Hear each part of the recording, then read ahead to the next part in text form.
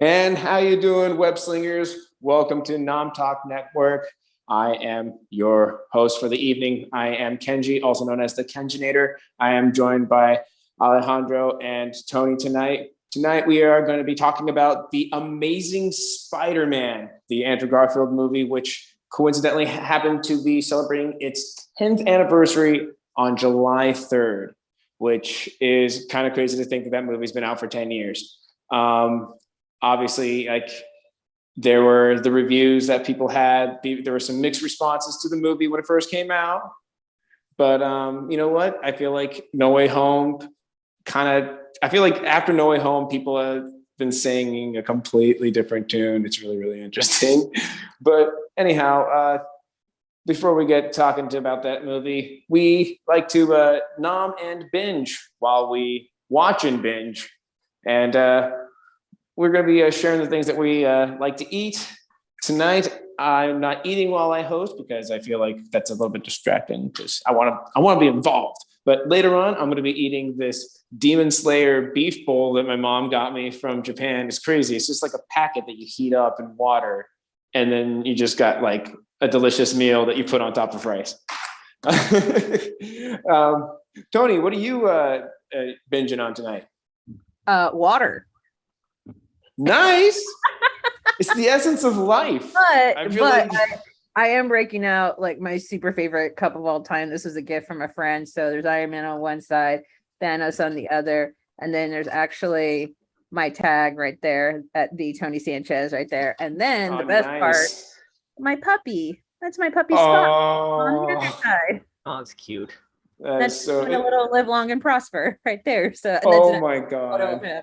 So yeah, it's my favorite cup ever. So it's that little Shiba Inu? It is, yes. Adorable. Oh, it's like my favorite. That's my favorite dog, honestly.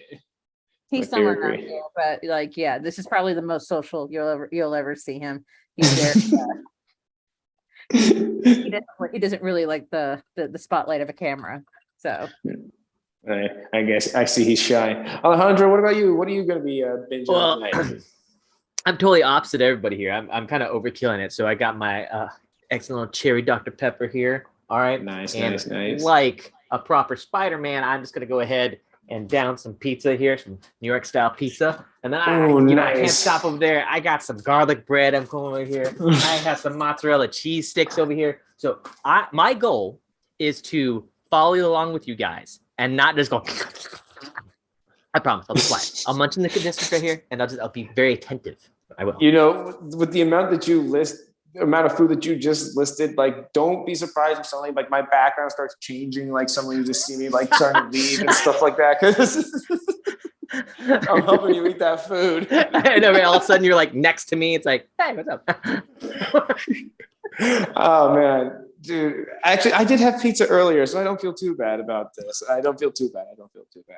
But yeah, so here we are. We're talking about Amazing Spider-Man, starring Andrew Garfield. We, as of course, the title character of Spider-Man and Peter Parker. We had Emma Stone as Gwen Stacy. I feel like Gwen Stacy's first on-screen appearance. I feel like besides I don't even think she appeared in the cartoons. And then we also have was it Reese Ifans? Jury's still out on the pronunciation, as Kirk Connors, and of course Dennis Leary, you know, not being an asshole for a change, and just being well, you know what I mean. You know what I mean, though, Toni. Like the actual, like, you know, his famous stand-up routines and his song. But you know, he's being a cop. The great what is it? Was it Captain Stacy? Captain. Yeah, and but yeah, it was really interesting. We also had Sally Fields as Aunt May, and it was Martin Sheen, right? I believe as there's so many Sheens out there. Yeah, the Sheen family. He was the head of it at the time, Bim. Yeah, we had Martin Sheen as Uncle Ben. I mean, so it was interesting to see this new take on Spider-Man, especially after it was like we got a new origin story, which it was weird because I guess it had been 10 years since the first Spider-Man movie, but I still felt like even when it came out, like even I myself was like, didn't we just have like the last Spider-Man? Like Spider-Man 3 was only like what 5 years prior to that. So like the fact that we suddenly had this new Spider-Man and we got another origin story was just kind of like interesting because we weren't continuing on with the storyline. We got this whole new thing. Not to mention, we actually finally got accurate. Accurate's a loose word, right? Because we have a Spider-Man who, like in the in the comic books, builds his own suit, builds his own web shooters, which was great that we finally got the web shooters involved. But I felt like we had a Peter Parker. Andrew Garfield is a great Spider-Man. He is a great Spider-Man. He is a fantastic Spider-Man. Like, I actually think he nails Spider-Man. Like, honestly, actually, out of the three Spider-Man that we have, I actually think he is the best Spider-Man. I think he's the best Spider-Man. Go on. However, I thought he was just too cool. He was just really cool. Like, I saw him and I was like, I don't think for a moment that you are treated like a geek at this school. Like, starting already? Are we getting into it already? Is the discourse finally here? But like I said, though, with that said, though, I still think he is the best Spider-Man. I think he's the best Spider-Man, though. Like, he has the best attitude. I feel like he looks the best in the suit, frankly.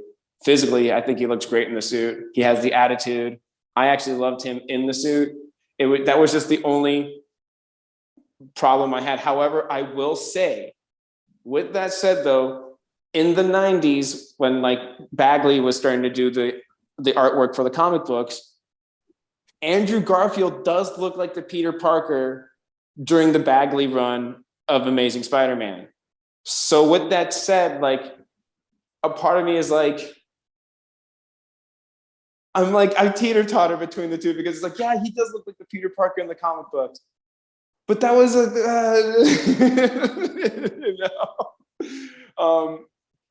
but yeah, it's like, that's honestly, but it's not just, but I do feel like physically the physicality of that Spider-Man was the best for sure, though. Toni, you were giving me the stink eye while I was talking about this. Your opinions on the whole on the Andrew Garfield as Spider-Man. Yeah, nerds really don't like when Peter Parker is better looking than them. They really don't effing like it. And Andrew Garfield like definitely proves it. And as far as like him being too cool, I really push back at this idea that every Peter Parker has to be the Tobey Maguire Silver Age Peter Parker, that you can be a socially awkward and that your own feelings of isolation definitely qualify enough to fulfill the criteria that we set down for Peter Parker.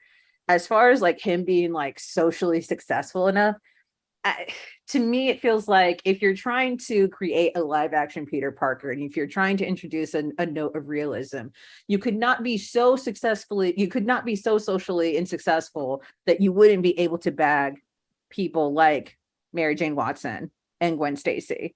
Like, there has to be, and I think there's also this weird expectation that, especially amongst like, not amongst the gentlemen here, but definitely amongst the larger like nerd population, this idea that somehow being just nice and funny apparently makes you too cool and too successful, especially amongst your peers. And it's like, those are very, very baseline requirements, just being like a decent human being.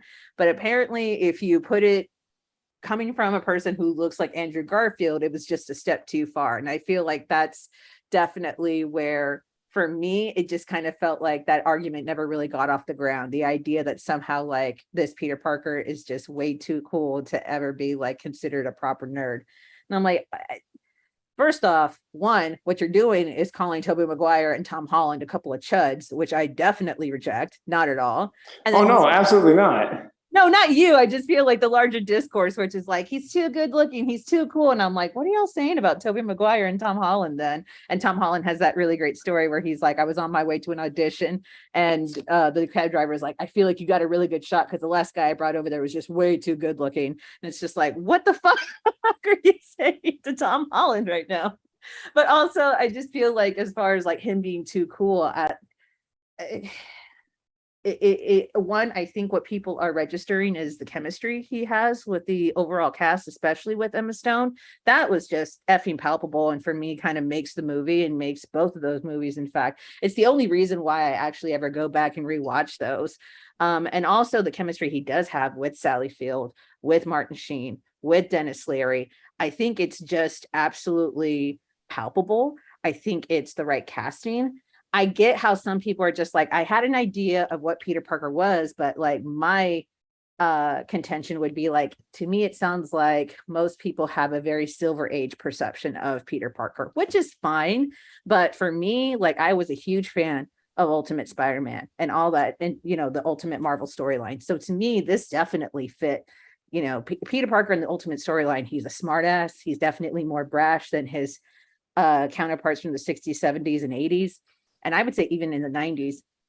So to me, there was a definite shift in like redefining what a nerdy Peter Parker was. It wasn't this, you know, spectacles and suspenders and like, you know, the Coke bottle glasses. It was actually something more about his own isolation rather than fulfilling some like stereotypical benchmarks of like nerdiness and uncoolness. It was more about like him just one, not really vibing with like the people in his school just because they were like, what a weirdo. But it's like, of course he's a weirdo. He's like under like some severe trauma, doesn't know who his parents are, doesn't know, or he knows who his parents are, but he doesn't know where they went, what happened to them really. And now he's just kind of living this weird lifestyle with his not quite parents, his aunt and uncle. He loses the uncle. Depending on where you're at in the storyline, he's lost loves, lost friends, and now dealing with these new superpowers. Of course, it's like that, like, yeah, that weird kid. We all know that kid. We know a kid who's just like, man, he would be really cool if he would just like calm the F down. But No, so that's why I really push back. And so whenever I just start squirming and I'm just like, oh no, like, no, I really love this Peter Parker. And I really love that interpretation. And there are definitely comic book versions that definitely support this interpretation of Peter no, Parker. and absolutely, that's the thing. And I agree with you on that one. It's like, there are a lot of comic book images. Even like I said, he looks like the spitting image of the Bagley run of Spider-Man. So like of Peter Parker. So it's like, it's kind of like, it's like, I'm also a Libra, so I'm stuck in the middle anyways when it comes to this shit. So, but I will say but I agree though, like Andrew Garfield is an amazing actor, and the chemistry that he has with the entire cast is absolutely fantastic. Like I will say that like I will agree, he is an amazing actor, and you know, it probably is like a privilege to be acting opposite of him, because it does seem like he really brings something special to the set. Alejandro, how do you feel about Andrew Garfield as the web slinger? I'm going to be honest with you. I came into this film not being a super fan of Spider-Man.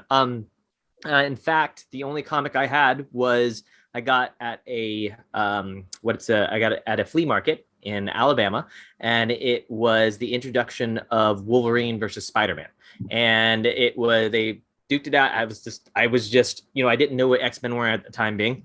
I was familiar with Spider-Man because of the Marvel comics, and in all reality, I was being introduced to a lot of things. That being said, I kind of segued a little bit and went off more in the X-Men direction. So my introduction was Tobey Maguire. So I was all right, cool. This is supposedly what the Spider-Man is.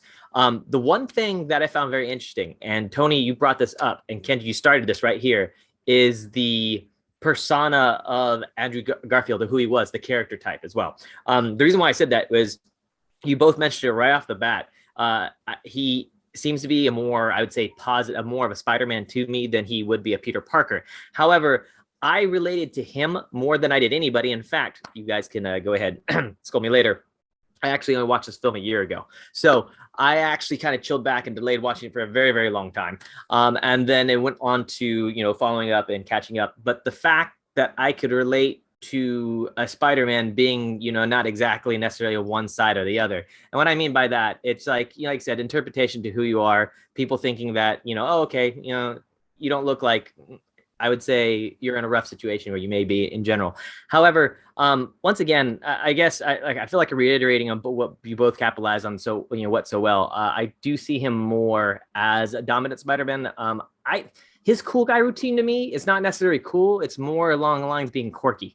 To me, I think it's just he happens to be a snarky, sarcastic individual as well. To me, I kind of think as my brain is going faster than my actual mouth, or mouth going faster than my actual brain, I do think he actually reflects those moments pretty well in that aspect of it. So being a high-strung teenager in life at the same time, kind of taking it for what it is, and at the and Tony mentioned this before, the amount of trauma that follows him, in general is insane. And no matter what part in the story you go to, it's like Mack truck after Mack truck. And excuse me, the clap there, but Mack truck after Mack truck. So in the end, I would say that out of all three of them, I prefer his cockiness in his retorts when he fights villains. I wouldn't say there's certain things I always agree with, because I don't want to digress into the second or third film. We could talk about that later, but I believe he kind of captures a little bit more of what I expect out of Spider-Man in No Way Home. But hey, neither here or there. But in this one, once again, I do agree with you guys. He's more of or I agree at least with you, Kenji. Tony, I'm not too sure where you stand on that. I think he's a little bit more dominantly Spider-Man than he is a Peter Parker.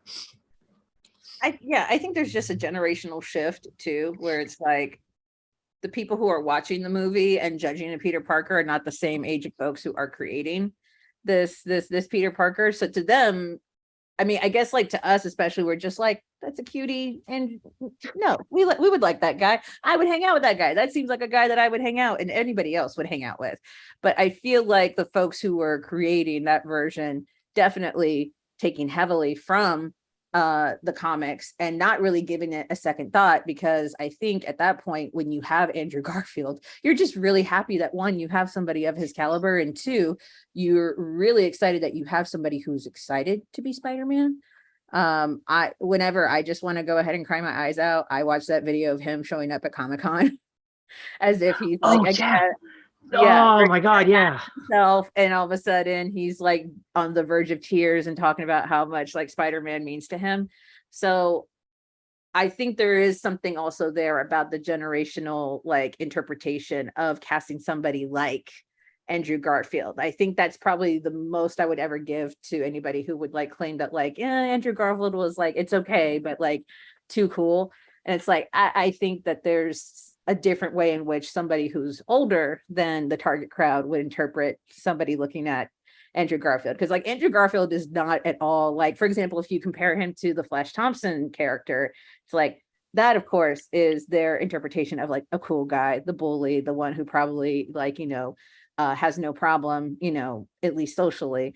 And Andrew Garfield just looks like a weird, scrawny kid with like poofy hair. But to us, we're like, I will say, like, I graduated in 2007, so that was 5 years. Like, that was like almost like 5 years after I graduated. So, for all I know, school has really freaking changed. Okay, so like. Now, yeah, I will say though. I mean, in that retort there, sorry to interrupt. That like I do agree in regards to the bully life and who he was. And the reason why I say he's more relatable in general, I graduated in 2004 myself. So and you get that kind of thing, and you see the classic, big guy out there, retorting bully wise. And then if you look at Andrew Garfield, to me, he was more of a theater kid in a sense.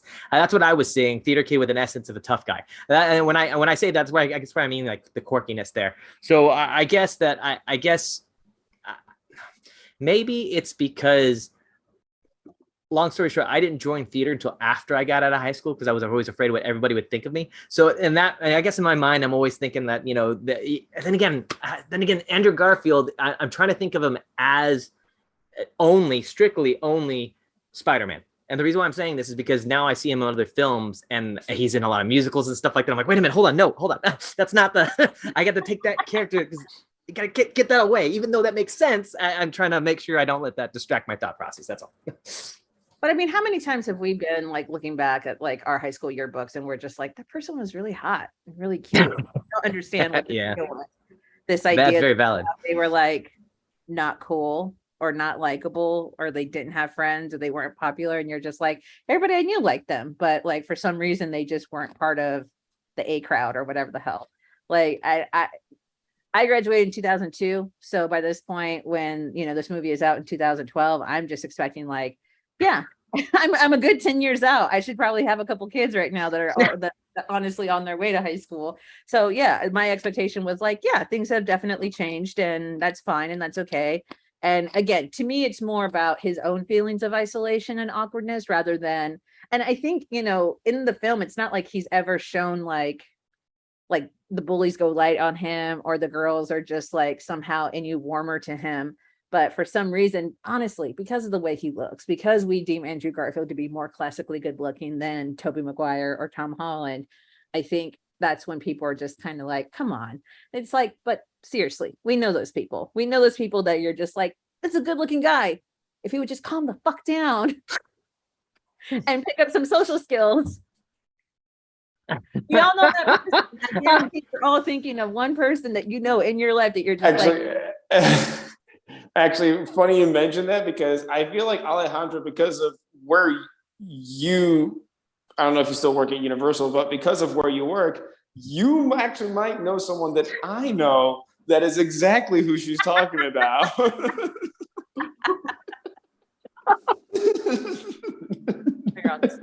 Person just calm the F down and stuff. I plead the fifth, but yeah. Yeah, and I guess on that same note, though, it's interesting because you get the quirky character type of who he is, right? And I will say, in my opinion, without digressing too much, his emotional PTSD moments he's having as Peter Parker, like the moment where he actually, I can't think of the bully's name. He literally picks, they're right there, and he goes, hey, look, are you okay? Just, I'm really worried about you. And the moments that he's having down and out, just like obviously in the zone of depression, I will say that I felt as if he played those like on par. I mean, and the reason why I say on par is because you don't really know, because when it comes to suffering and depression, anxiety, like no one does it the same. There might be some similarities and so forth as well. So you really don't know what to expect other than, I would say, unusual characteristics of that character. So him being Spider-Man, and then him going to being Peter Parker, and losing Uncle Ben, and being, because I always go back to Tobey Maguire and seeing, let's disregard the whole ugly crying concept, but the fact that Ben dies, Uncle Ben dies there, and how it happens and how he responds is literally a whole 180 to how Andrew Garfield responds, in a sense. To me, the buildup, the like I said, even though I told you guys the sarcasm he has, the anger that he holds, he even kind of holds it back a little bit, and he uses humor as his retort. But you see in his movements and so forth as he goes for after his killer in a sense. Because I don't mean to digress too much. I find that like fascinating, the buildup, the anger in it. However, I do think the fact that he really portrayed a hurt teenager, a lost soul, and the fact that he was surrounded by kids and just tons of teenagers, whether it was drama or not, he was stuck in that depressive state, in that zone. And I just thought, honestly, and I think that's probably why I like him more and more in regards to his style as Spider-Man, just because his portrayal as Peter Parker or as that teenager felt real, I guess.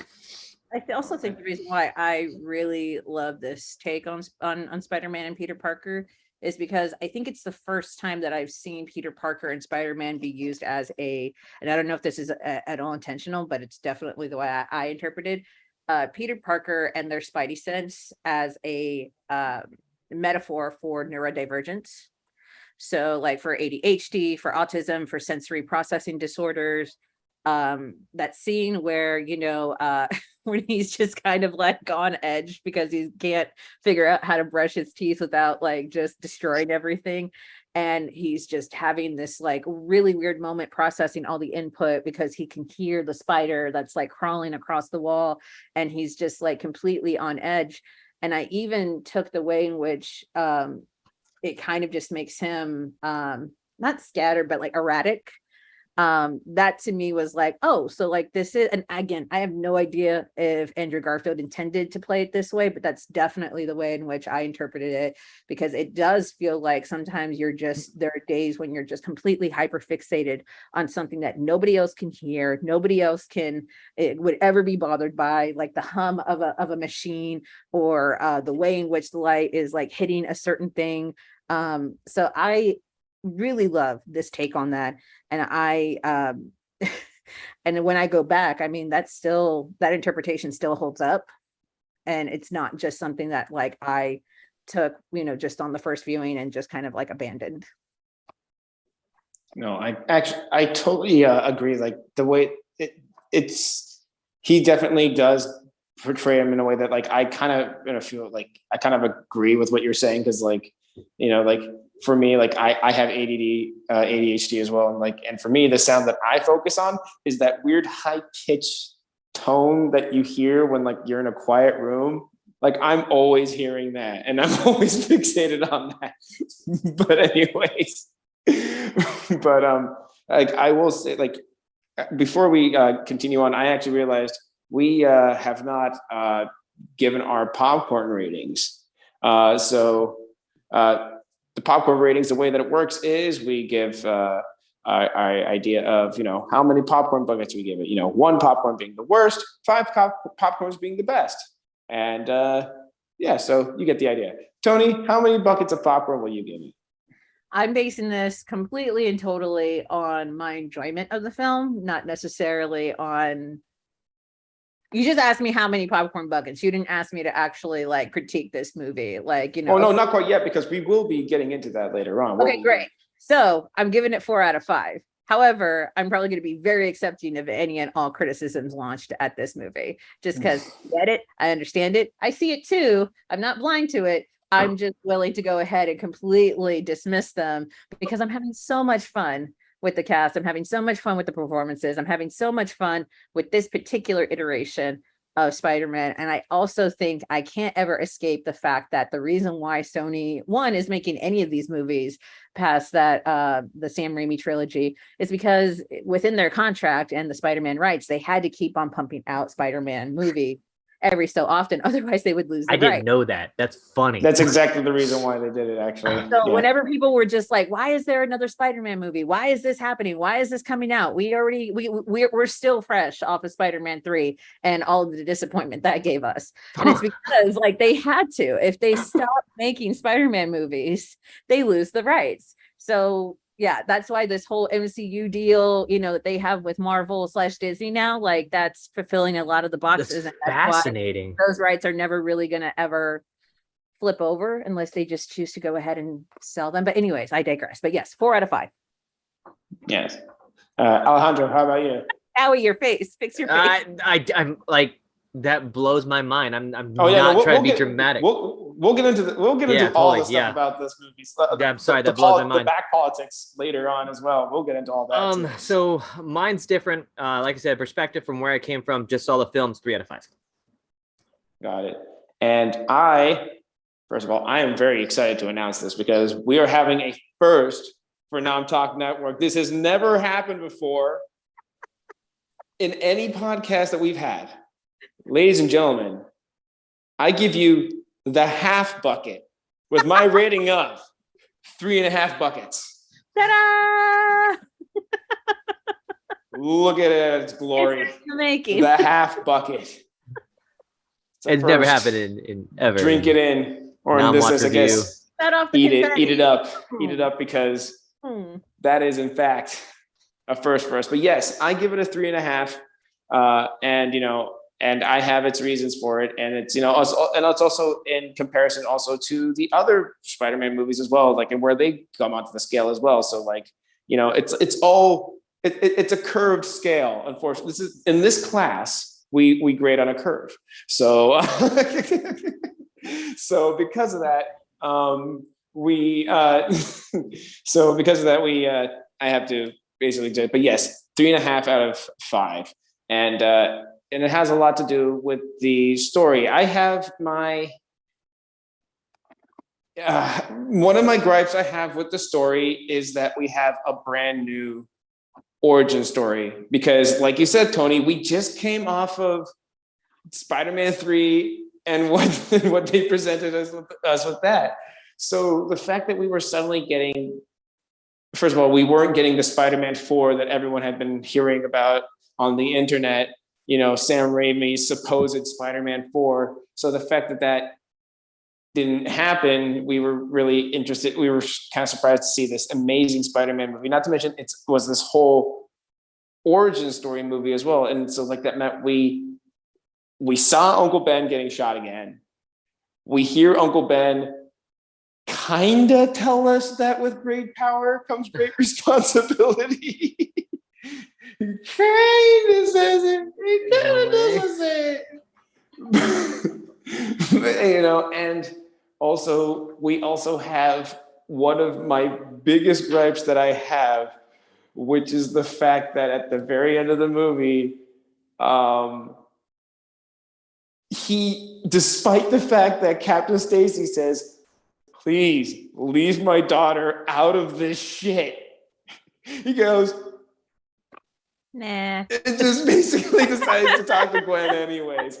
And here's the thing. It's not even like he decides to I'm just going to be friends with Gwen. No. He full on decides to just completely make her like a romantic interest. The thing that this guy actually, the wish of a dying man. He literally said, "Don't get her involved in any of this." So like the fact that you're even talking to her even remotely again would be bad. But at least being like at arm's distance away, just being like, "Yeah, I'm happy for you and that guy you're dating."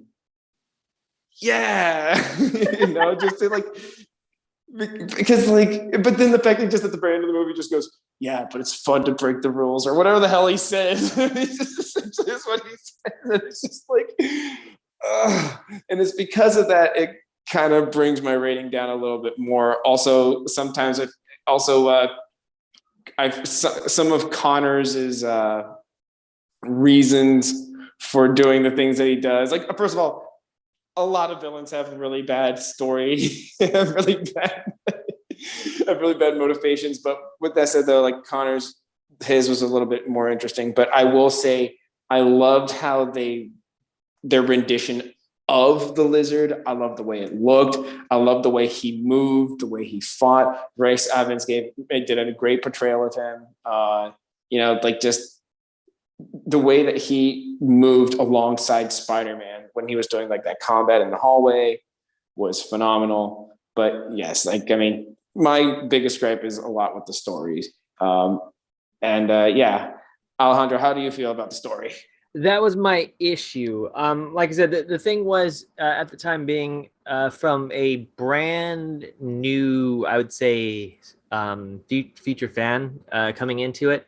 I knew, like I said, I only read one comic, so like I said, I had due diligence and research that I had to do. So, but then again, at that time being, as you said, I was confused why so many Spider-Man movies were coming out. From somebody that had no idea, I was like, why is this being released this way? Like, why are we doing this from this format? So to me, it was one of those things where that's why I'm so fascinated by what you guys were, mentioning, because I was like, oh, that makes a lot more sense. But from anybody coming in and expecting it, like you said, the origin story slightly does change, has the characters, new love interest. And I guess at the time being, it was one of the things I felt like they were wiping the slate, like they were trying to change something else and immediately start over again.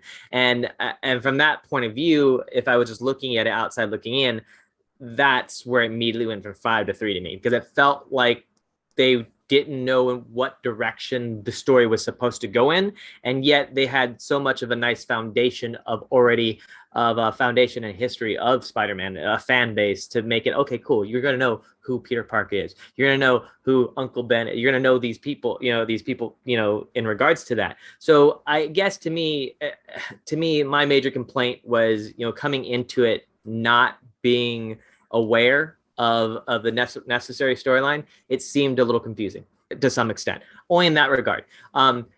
But what got me into it once again was Andrew Garfield, just who he was, just his character type, just the acting. My attention was there because I felt his pain, I felt his story, his progression, what he was doing. So I guess ultimately the reason why, my score down there was my major complaint was just the direction and the story pacing was my major complaint.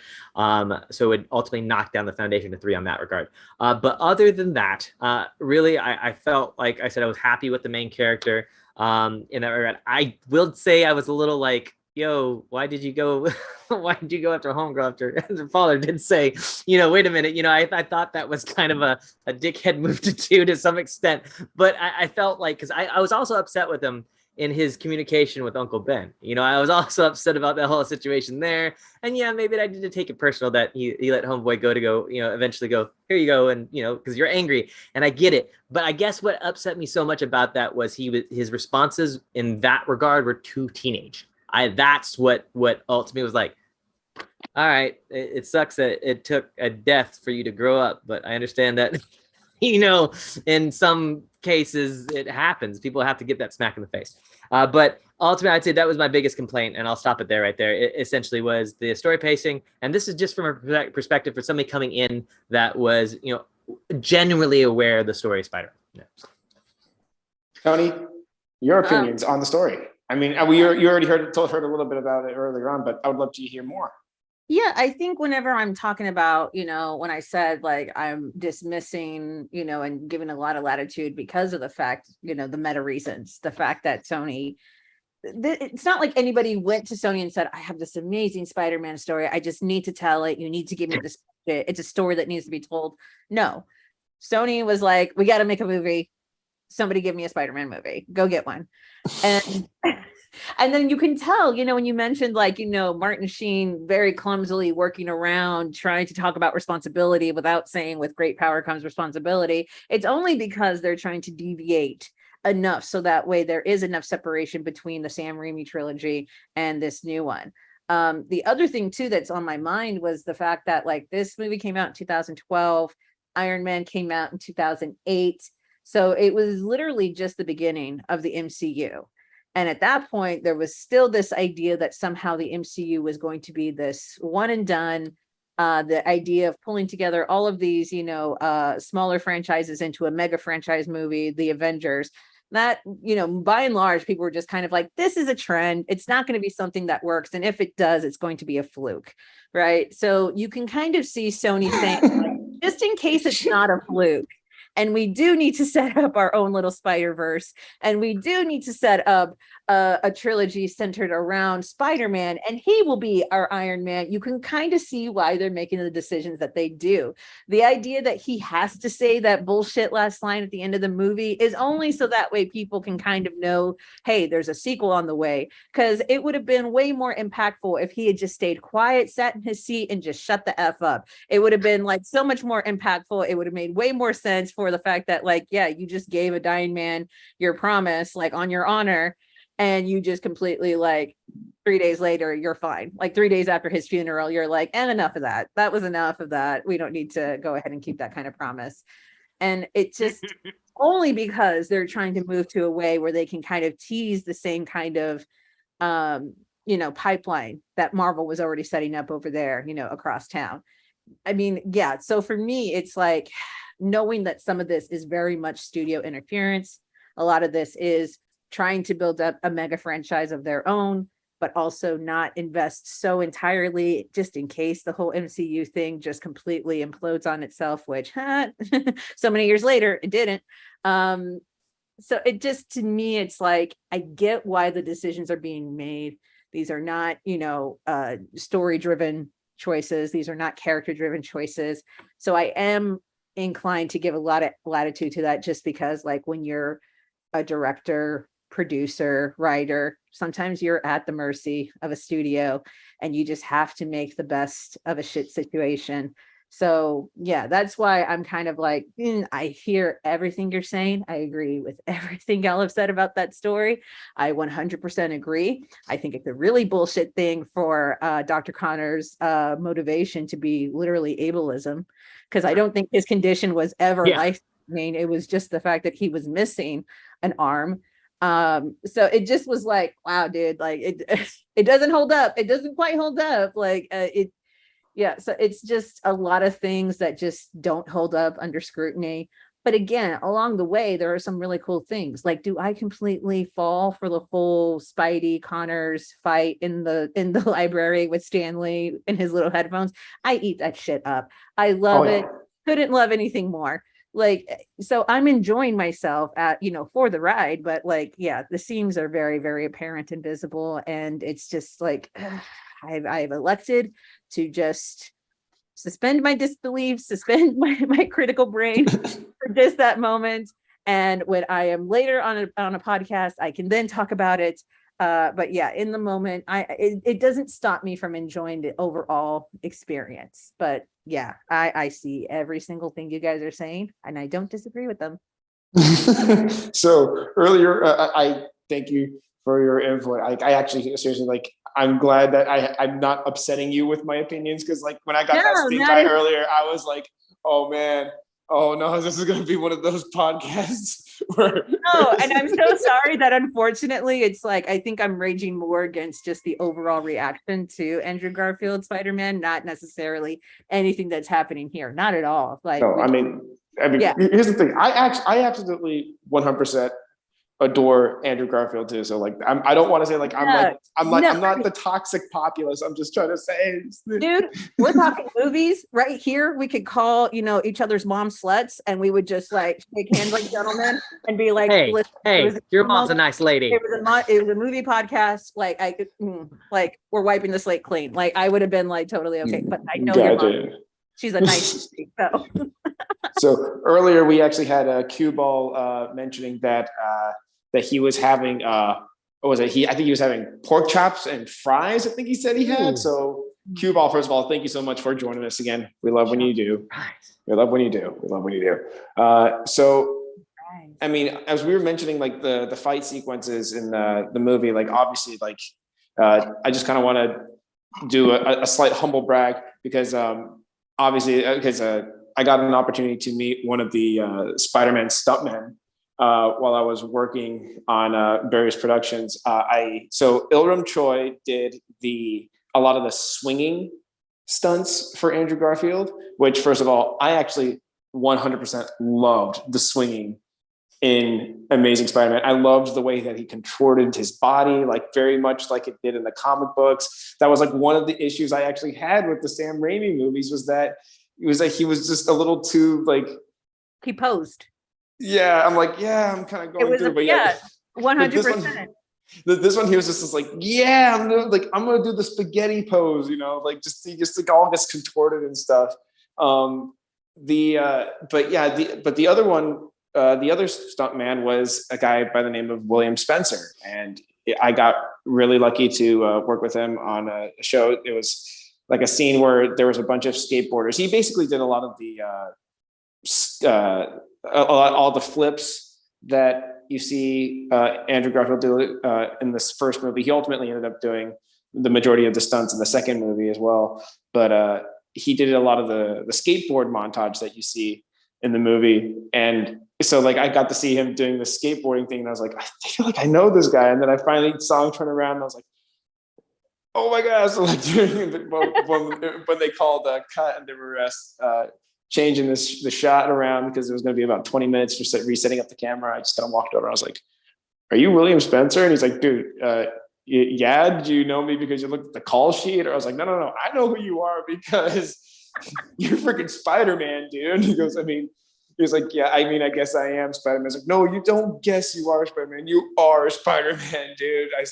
I told him, like, look, Andrew Garfield may be like the guy who does like the acting and stuff like that, but like when it comes to all those action sequences, ultimately the performance is only half as good as it is because you guys are there doing the crazy stuff to make it look awesome. And he just was like, wow, he was, yeah, I guess he got very humbled by that statement because, I feel like, stuntmen don't get the love that they deserve. They really don't.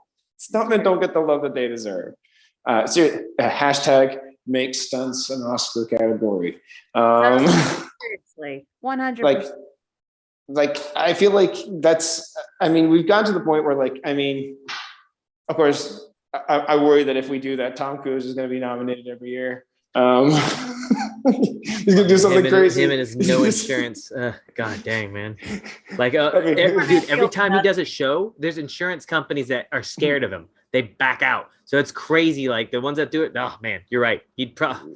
Oh man. Well, and, I mean, I think the greatest thing was an interview that Matt Damon did on Stephen Colbert, where he said like it was right after Tom Cruise had done the one where where Tom Cruise runs on the outside of the Burj Khalifa.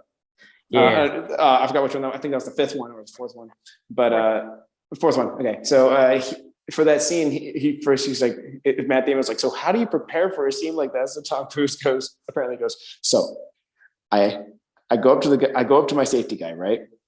I tell him my idea for the stunt. Yeah. And he tells me, you can't do that. That's way too dangerous. So I go, okay. So I get a new safety guy and I'm like, oh my God. Like, oh my God. I'm convinced Tom Cruise feels nothing anymore unless he's like hanging on the side of an airplane. It's the only reason why he's ramping up all of these stunts, because he just wants to feel alive, if only for a moment. And it's the only reason why we're getting, and it's only just so lucky that he's an actor with like an incredible amount of pull that he can go ahead and make those things happen for our benefit and our entertainment. Yeah. Poor Tom. Right. He has like no Yeah. like just burnt off all of his emotional endings over the years. Like actually, I just recently saw Top Gun Maverick, and shortly after that, my girlfriend showed me a TikTok where it said, it's a review of the movie, and it said, I just watched a 2-hour movie explaining why we don't have universal health care. And then in the captions it says, overall, as far as propaganda movies go, I give it an 8.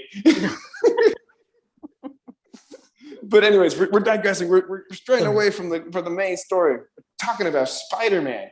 But I mean, so production-wise, I actually want to talk about the suit.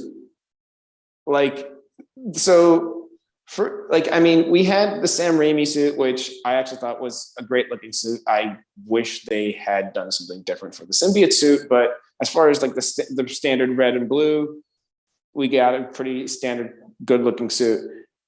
I kind of really loved the look that they gave this Spider-Man suit, because it really looked homemade. Like you had the cleats kind of sort of on the bottom of the shoes, which in a way you kind of think about it make no sense because of the way that he sticks to walls. But but it looked cool because like I just realized that I was thinking about that. I was like, wait a minute. But I mean, the design I thought looked fantastic. It really looked like something that someone would make in their backyard, in their room, like drinking Dr. Pepper, just staying up all night. I love his little thing that he does with the little web where he's just like, and he finally figures it out. Like I love that. As far as montages go, I think it's great. Like the thing is, there's so many great moments in this movie, but there's also so many good moments in the second movie too. But like that's a whole nother story too, because like sometimes it gets mingled up. But I actually overall loved the suit. I love the way it looked. I think the homemade suit that he does, where he's just running around in the jacket at one point, also looks great too. What do you guys think? Toni, what were your ideas about the suit? They were trying really hard to not look like Tobey Maguire. That's what I think. I think they were trying with the gold lenses. They absolutely were like, how do we okay, we can't have the eyes look like that. They have to be even more like pronounced and exaggerated. We can't have the webbing look like this on the suit because that looks too similar. Again, like I understand that what's happening here is not necessarily a natural extension of the character and its inspiration. It's definitely it's the rock in the river, right? Like you kind of have to curve away from the Tobey Maguire Spidey and all the choices they made for that set of movies. So I'm not bothered by it. I know like when it first came out, people were just like, what the shit is this? This is awful. It's gross and disgusting. I hate it. But that's only because at that point we had never seen any other iteration of Spidey. And then so when Tom Holland comes along with like 4 new suits per movie. Like, we don't bat an eye at it, but that's only because this movie had to come first. I think it took a lot of the brunt of the hit of just being first out the gate, especially after a relatively straightforward adaptation with Tobey Maguire's Sam Raimi Spidey. Yeah, so I mean, it's fine, it's okay. I disagree with your assessment that it looks like something that somebody could make in their shed, just because that's always the thing that is never explained. And that's what I really do appreciate about Tom Holland's Spidey is like, yeah, that his little jumpsuit with the PJs, like, yeah, that makes sense for like a 16-year-old kid from Queens to make. But as soon as like somebody like a multimillionaire who can actually fabricate super suits, like that makes sense as to why that superhero has that. But as far as like, I that's just something that you just kind of have to like get over with Spidey in the first place. Like, every other Spidey has done it. Nobody ever shows Spidey like taking a sewing class at the Art Institute. Like, that's just not a thing that we do for any of these projects. So it's just something where it's just like, yeah, he's got a suit now. It's cool. It's fine. The look, I'm okay with it. It's fine. It's great. You were mentioning something about, oh God, where did you go? You said something about, what was the last thing you just said? You were talking about. I mentioned the cleats on the feet at one point.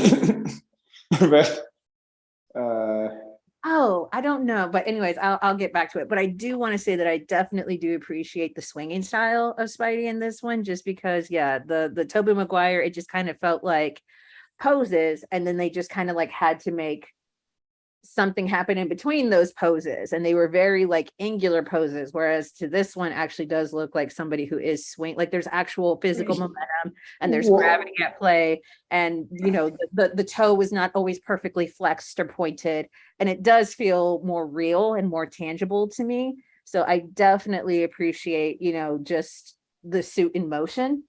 And absolutely. how they do have this perspective of like, this does have to feel like somebody who is playing with gravitational forces and who is defying those as they can. And so I love that bit of it. I really did. Oh, absolutely. Like, actually, when you were mentioning like the way that it like looked, like the swinging style, like that was the thing I was trying to point out. Like, Tobey looked stiff. Like when like whoever was doing the swinging for Tobey Spider-Man looked a little bit stiff, like his leg wasn't always necessarily straight or anything like that, but this one you had like these nice beautiful lines.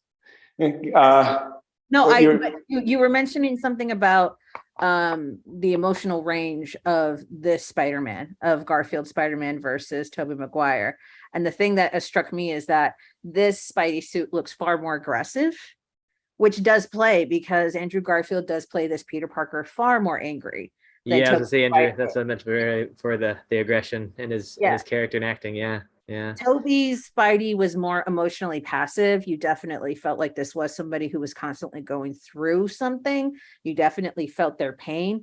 But as far as like any anger, there was never any anger infused into that performance. Whereas this Garfield performance, it's like he's angry, he's frustrated, he's upset, he's like to the point even driven like murderous.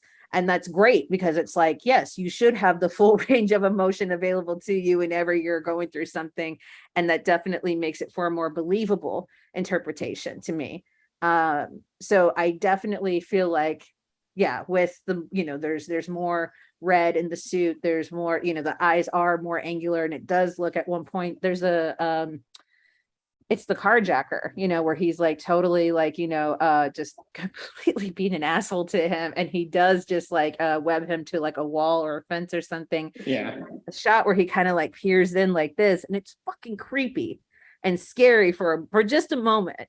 But it's just like, oh yeah, this is an angry Spider-Man. This is an angstier Spider-Man. And I definitely appreciated how the suit reflected that. So yeah, sure. Thank you for reminding me, Kenji. Thank you. Of course. Alejandro, your ideas on the suit?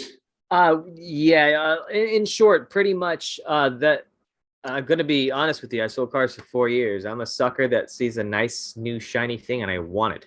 Whether a new edition comes out, like I've been a big paintball fan. Yeah, all they do is put a little pinstripe on the side and add a little fender bender there, and they charge me up to $200. I'm like, take my money.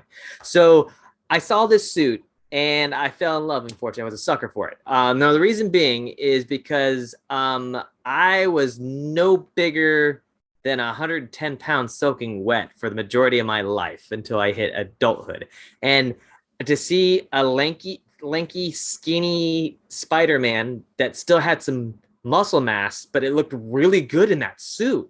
And I was like, oh, he's tiny, but he can hit people. This is great. And I think the reason why I got so aggressive with it is is because what I mentioned earlier, and Tony, you just fell back on it, and Kenji, you mentioned just the way regardless whether it was Andrew Garfield, predominantly his stunt double actually looking the way he does in his suit, and Tony, you mentioned it earlier because I what got to me with him being this persona, this character, especially is the carjack scene, because here he is at the moment, as you said, I'm not trying to digress too much, trying to find the killer. And he has him. He thinks he has him. And at this point, he's already did the prey thing, plastered both his arms to the freaking brick wall. At this point, this guy has fear in his eyes and he just covers his mouth. And at that moment, he can't breathe. But Tony mentioned that the whole little beep thing, just staring at it, seeing the fluid design of the suit, the reflection of it. To me, I was like, that's a walking, talking Lamborghini that's about to like kick that guy's ass. And I was like, this is great. To me,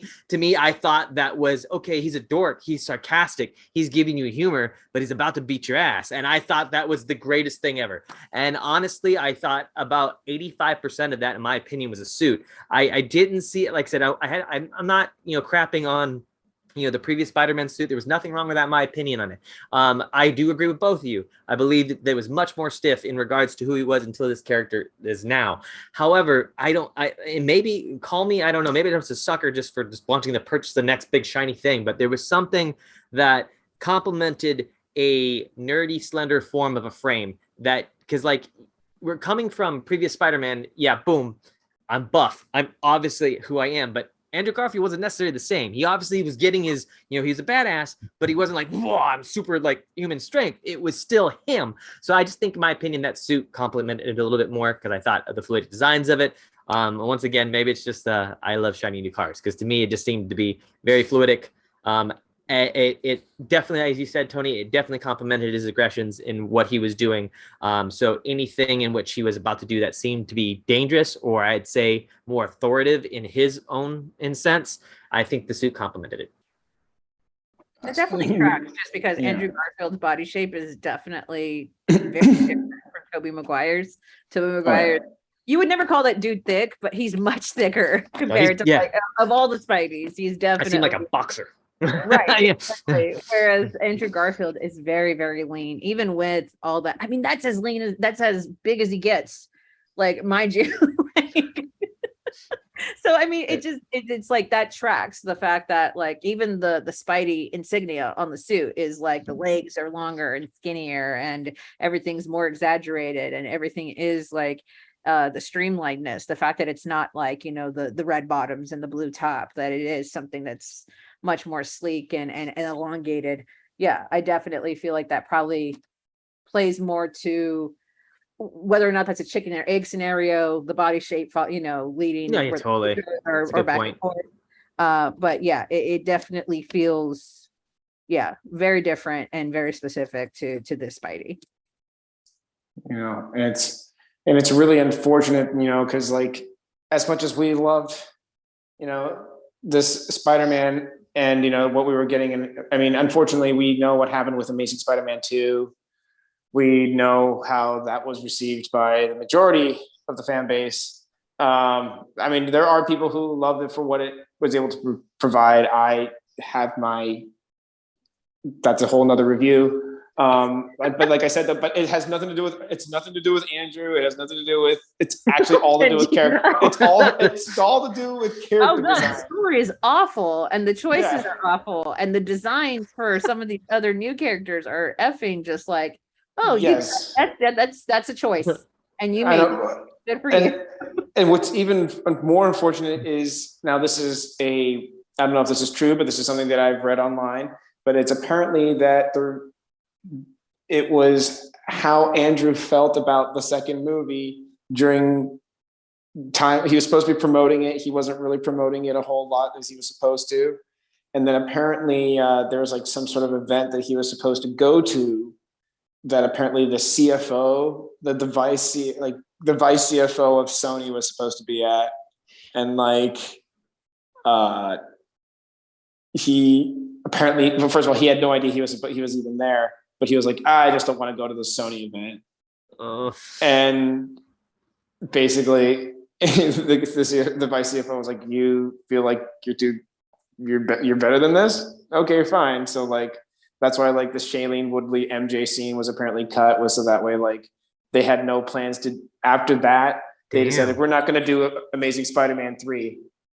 So because of that, they were like, now there's no like reason, like then now there's like, that's why they decided to like not go with it. Now this is what I've heard. Whether this is true or not, I don't know. But this is something that I've read. I've read it a few times, so it's the only reason why. Spicy. Yeah, no, it does sound a little spicy. But like, I know that it was like shortly after that, I know that Andrew Garfield was kind of like laying low, not doing much, and then like a few years later, he ended up doing like, God, what movie was it? I forgot, but it was like a little bit smaller budget, but it was really, really well received. I remember his performance. Oh, it was the movie where he's the soldier. Hacksaw Ridge. Yes. Yeah. Like, so yeah, but anyhow, yes, that is, I don't know. What, Tony, have you heard anything about that, about the whole Amazing Spider-Man 3 cancellation? I mean, I think it's kind of like, I've not heard anything confirmed, but from my own observation and estimation, it kind of feels like a Batman and Robin situation where you blame the shitty performance of a film, just like, oh, the audience is just tired of Spider-Man. We're just done. We're out of here. And it's like, well, maybe you just made a shitty movie that people weren't excited to go see again and again and again. You got the first weekend box office, obviously. It's not like it was a flop, not by any stretch.